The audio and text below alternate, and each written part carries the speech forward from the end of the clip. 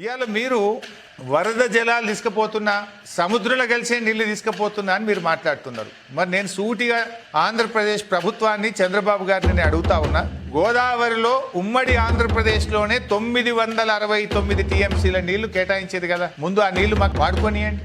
ముందు మా నికర జలాల మీద నిర్మిస్తున్న ప్రాజెక్టులను వ్యతిరేకించడం ఆపండి అని నేను అడుగుతా ఉన్నా. ఇప్పుడు చంద్రబాబు గారు, ఆంధ్రప్రదేశ్ ప్రభుత్వం మాకు కేటాయించిన నికర జలాల్లో భాగంగా నిర్మిస్తున్న సీతమ్మ సాగర్ను వ్యతిరేకిస్తూ కేంద్రానికి లేఖ రాశారు. సమ్మక్క సాగర్ను వ్యతిరేకిస్తూ కేంద్రానికి లేఖ రాశారు. కాళేశ్వరం 3rd టీఎంసీని వ్యతిరేకిస్తూ కేంద్రానికి లేఖ రాశారు. డాక్టర్ అంబేద్కర్ వార్ధా ప్రాజెక్టును వ్యతిరేకిస్తూ కేంద్రానికి లేఖ రాశారు. నిజంగా మీ ప్రేమ తెలంగాణ మీద నిజమైతే, సమన్యాయమే నిజమనుకుంటే, 2 కళ్ళ సిద్ధాంతమే నిజమైతే, ఈ 4 ప్రాజెక్టులు తెలంగాణకు అనుమతులు ఇవ్వండి, మా ఆంధ్రప్రదేశ్ ప్రభుత్వానికి అభ్యంతరం లేదు అని వెంటనే కేంద్ర ప్రభుత్వానికి ఉత్తరం రాయండి.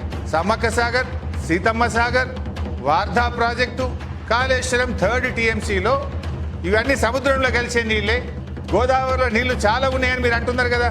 ఇవి మాకు న్యాయబద్ధంగా ఉమ్మడి ఆంధ్రప్రదేశ్లో మాకు హక్కుగా రావాల్సిన గోదావరి నీళ్లే కదా. మరి ఈ ప్రాజెక్టులను ఎందుకు మీరు అడ్డుకుంటున్నారు?